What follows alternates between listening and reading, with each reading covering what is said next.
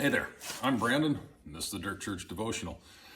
Have you ever heard somebody use the phrase, a coincidence is when God chooses to remain anonymous? I think that's a pretty good phrase. I like it.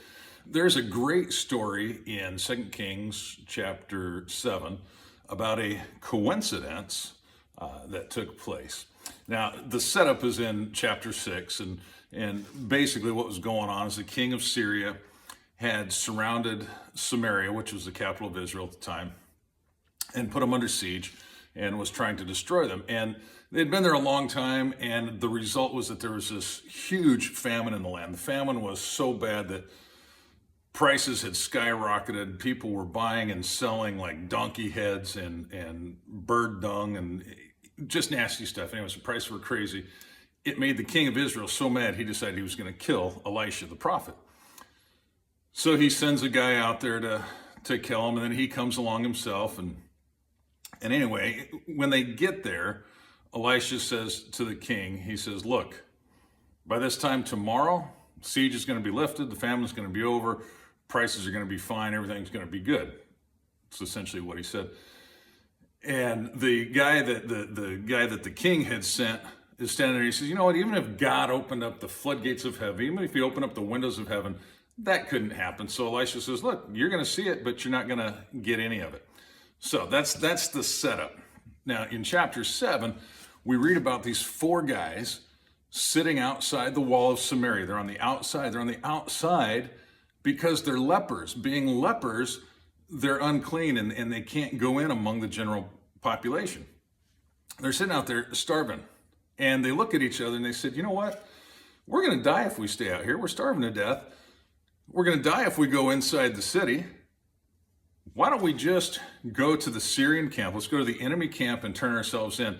If they kill us, they kill us. If not, well, then we live. Crazy idea. And so they go.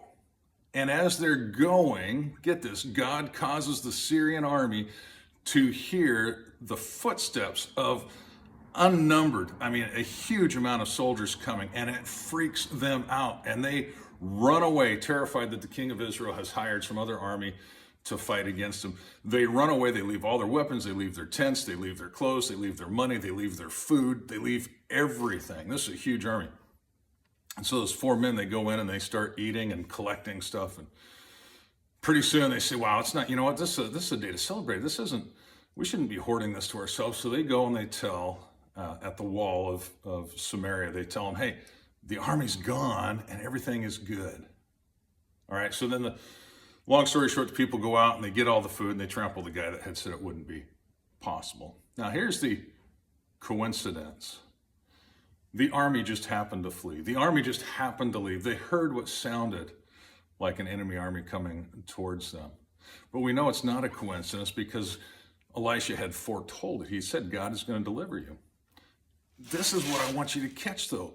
It was four men, four outsiders, four guys that were leprous, that couldn't go among the general population. It was their obedience, and they probably didn't even realize they were being obedient. They had this crazy idea. Look, we're going to die if we go in. We're going to die if we go. Let's just go and see what happens. The question from me to you is this. How many times do you dismiss an idea because it just sounds so crazy? You think, well, maybe it's just a pizza I had last night.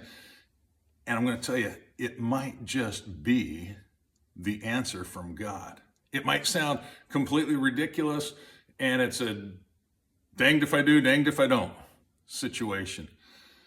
Take a moment, pray, trust God, step out. God will use anyone who will trust him and walk in obedience.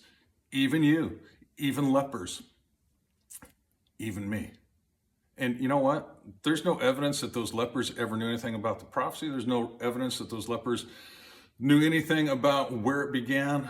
They only knew how it ended because they stepped out and they walked there, and God used them. If they hadn't stepped out and walked, God wouldn't have had those four men to amplify the sound. Okay, yeah, God can do anything he wants, but he chooses to use people like you and me, people like outsiders, people that nobody else would think much of. Chew on that. We'll talk to you next time.